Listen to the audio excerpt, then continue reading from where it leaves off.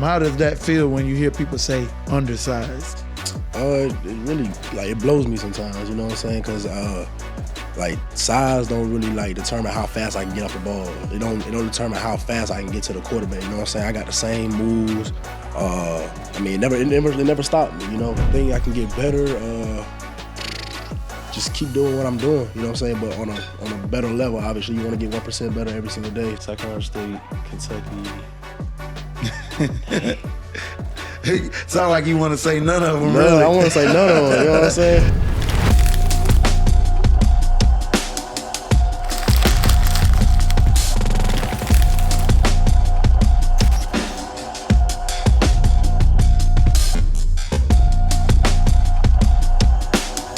What's up, guys? Welcome to another episode of As I Sip My Coffee, man. We are rolling episode after episode. This is another great episode that we're bringing to you. And I got Bryan Thomas, the senior, here with me today in studio. And we're going to get right down to it. Man, how you feel? I feel great, man. Blessed to be here. Yeah, for sure. This is one of those things where you get to sit across with somebody who done it before you, who played. Now, I ain't played I played defense, but yeah. I didn't play defensive line. But, we about the same size. Yeah.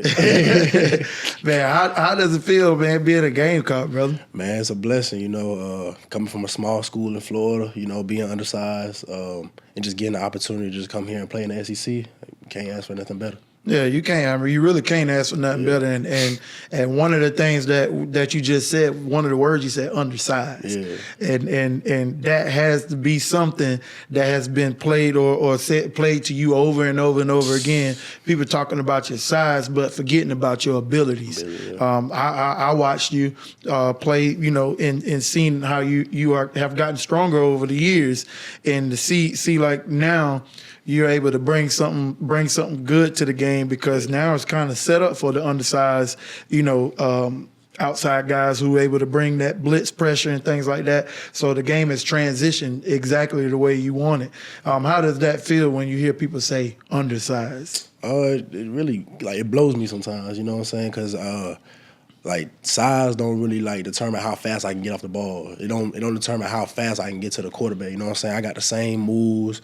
It never stopped me, just going to the camps, coming up as a youngin', going past the 6'7" dudes, you know what I'm saying? They big as hell, but they can't stop me, you know what I'm saying? So it's to me, size never matter, And I'm hearing from my pops too, he said size never matters. So just taking that into account whenever I go out there on the field, just doing me and being unstoppable. That's great, man. Yeah. What part of Florida you were from again? Because we got so many Florida guys on the team now that I keep getting mixed up. Orlando, I'm from Orlando, Florida. Orlando, yeah. Man, yeah. And so that's such a big city, and you think about some of the schools that's there, and you say you come from one of the smaller schools there. Mm-hmm. How did that feel? Like coming up, you got all the Florida schools right there, and then you end up at South Carolina. How did that feel? Feeling like, you had to skip over all those schools to get here? It felt regular, Everybody got their own path, So I was just put my head down, went to camps. Anytime I was in games in high school, just try to get the most sacks, numbers stand out. So just trying to go out there, get the most sacks, get my name out there, become known, and just get an offer. Yeah, you had no problem getting a lot of those. Man. Yeah, so the size really didn't matter when the coaches cut the tape on it. You cut the tape on, you can see, like you said, you got the same moves, going against the same offensive tackles and doing it in the SEC. And so to watch how you maneuver and get through and put the pressure that you've been bringing, that's been pretty cool to watch, man. Sure. Giving others your size and opportunity to see they can do the same thing. You mentioned your father, and you talk about how big of a role those fathers play into you becoming a great player. How big was your dad in your football years? Man, big role. Not everybody has the opportunity to have a pops that played professionally, what I'm saying, for 10 plus years in the league.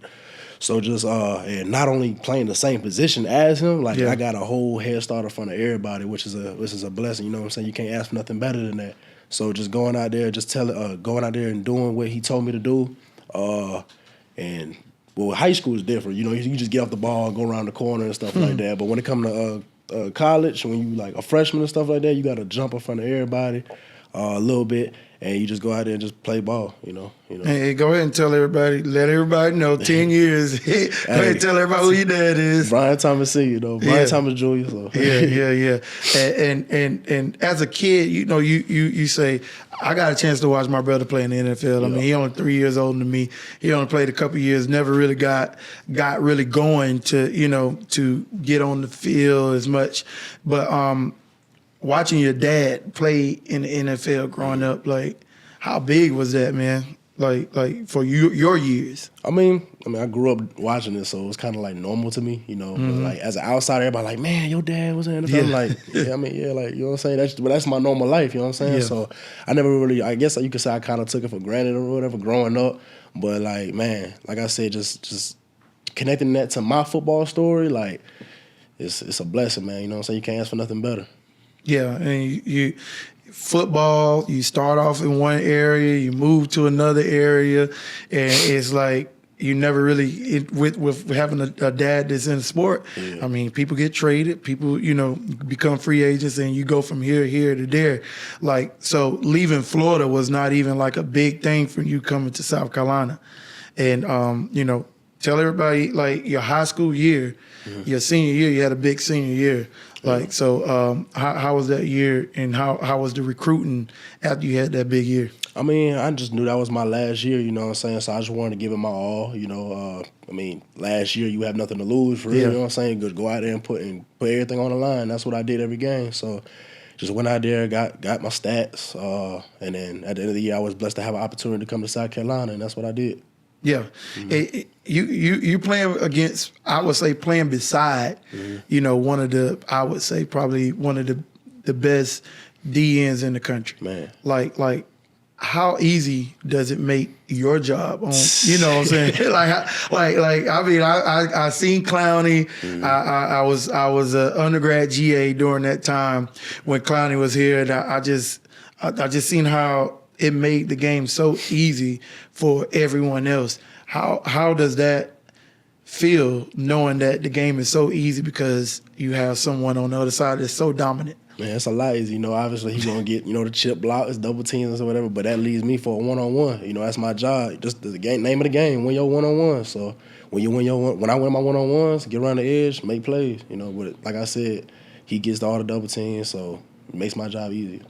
And you say he gets the double teams, but also, like, I mean, every offensive coordinator is, they understand, like, okay, we got a double team over here, but hold up, we got somebody that's over here that's just as, athletic, maybe not the same size, same strength, or closer.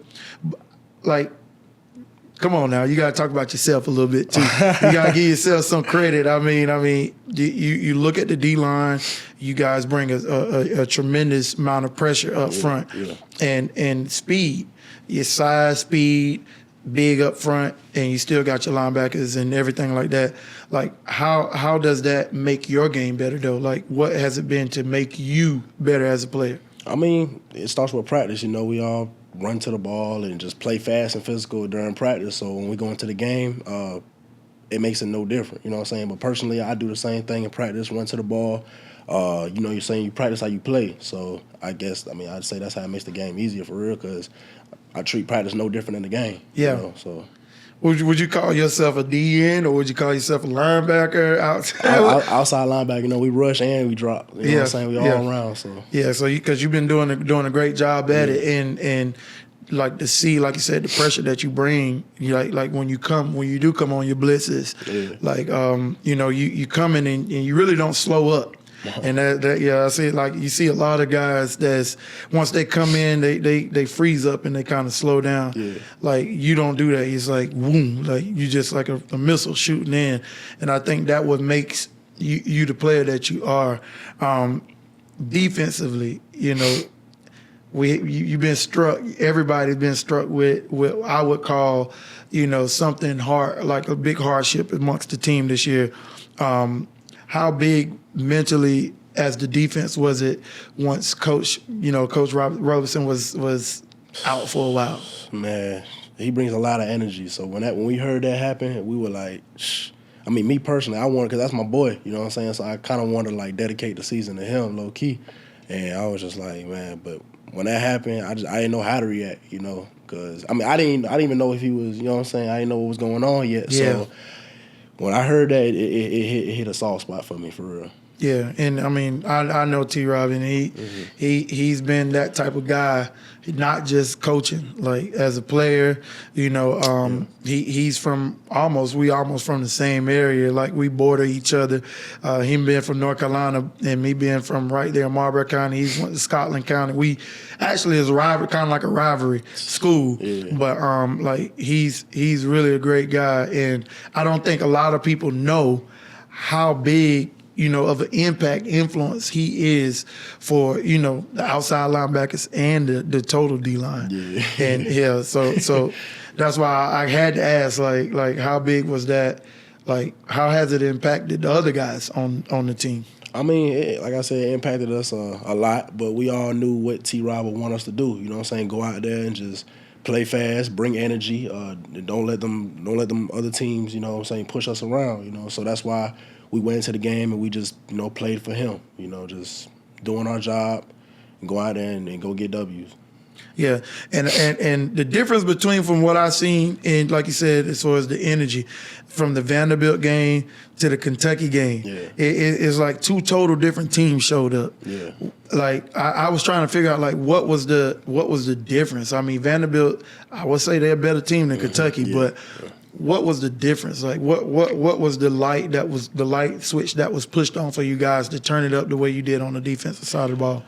I mean, like I said, in practice, it's not like we were just like, oh, it's Vanderbilt, let's calm down. Nah, it wasn't like that. You know what I'm saying? Every practice, we always go out there with energy and practice hard and stuff like that. I feel like, Vanderbilt, like you said, there's a different team. So I just feel like Vanderbilt got the best of us. But, you know, Kentucky, we played an all-around game. You know, offense was moving the ball, scoring. Defense was creating turnovers and scoring too. So I just feel like we just played a better all-around game. But Vanderbilt, it wasn't an energy thing that was low or anything. I just felt like Vanderbilt just had got the better of us that day. Yeah. Well, I mean, it's the SEC. Yes. I mean, each weekend you gotta prepare. Yeah. I love to say, man, I never lost to Vanderbilt, never lost to Kentucky when I played. Those was two teams that, you know, like, I mean, they're gonna give you all they got. Facts. But, you know, those were two games that we always marked as wins on our schedules. But to see what they're doing now, I mean, it just goes to show, like, SEC football is SEC football. And, you know, with you being so-called undersized or whatever like that, like, what do you get to tell, like, the next undersized guy coming into the SEC? Like, what type of advice have you taken that you would give someone else? I'd say, I mean, just don't listen to that stuff, you know, just go out there. I mean, I look at people in the NFL like Hassan Reddick and old school guy, Dwight Freeney. He was about 6'1", 6. You know what I'm saying? Dwight Freeney, watched the knuckles. He watched the knuckles like when I seen a script or like one of the documentaries. He talking about he watched the knuckles when he moved off the knuckles. Yeah. So that was kind of crazy. Facts. Go ahead. Nah, but yeah, like people like them, I just watch them. I'm like, man, you know, they out there balling. You know what I'm saying? Yeah. So height don't mean nothing. So anytime I go, I'm talking to somebody who may be undersized or whatever, I just go out there and tell them, like, hey, just go out there and play fast. You know what I'm saying? I mean, you are smaller, so you have to have a higher motor than everybody else. You know what I'm saying? You got to make yourself stand out in some aspect of the game, man.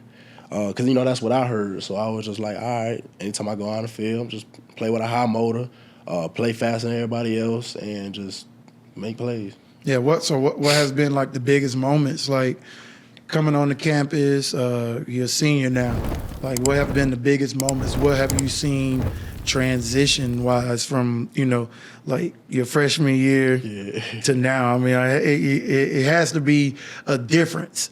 I mean, going into this is your fourth year. Like, what has been the difference from freshman year to senior year? I say definitely my body. You know, the weight room with Coach Day and them get me bigger. But the bigger, I'd probably say my maturity. You know what I'm saying? My freshman year, I was a little crazy, you know what I'm saying? Yeah. But now I'm real calm, you know what I'm saying? I put my priorities first, and just a better version of myself. No. Yeah, and I don't think a lot of people understand, as you know, as incoming freshman, you going onto this campus. I don't know how they do it now as far as like the recruiting trips and things like that. Yeah. But you get to this campus, and Columbia is a college town. It's totally built for college kids, you know. And you get to school and you get to college, you get to Columbia.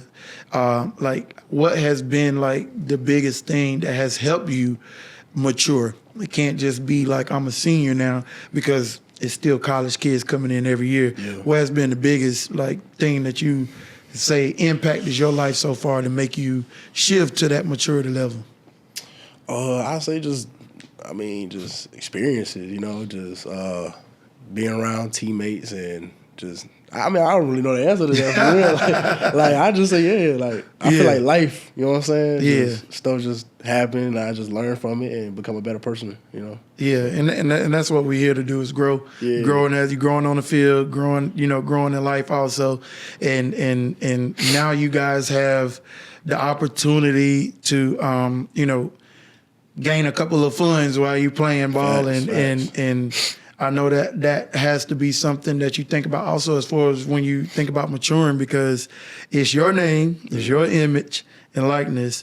So how big has that been as far as like your playing? To my NIL. Yeah, your NIL experience. I mean, I try not to think about like the money for real, because I love the game. You know what I'm saying? So I mean, that just comes with it. You know, so I just like playing football. I'm really not trying to like think about NIL for real.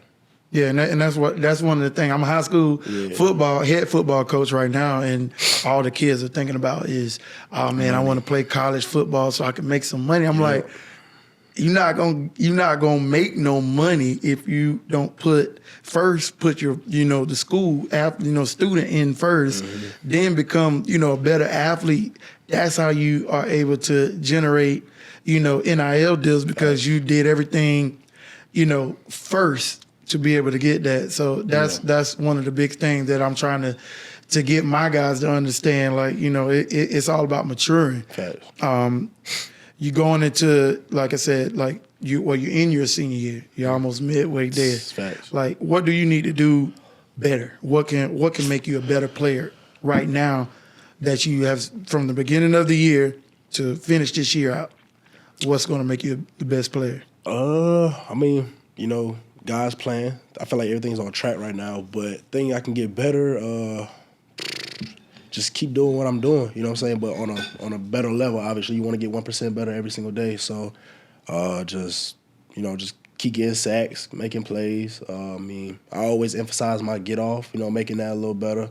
Working on my hand work, staying low, watching the ball, getting the best get off ever.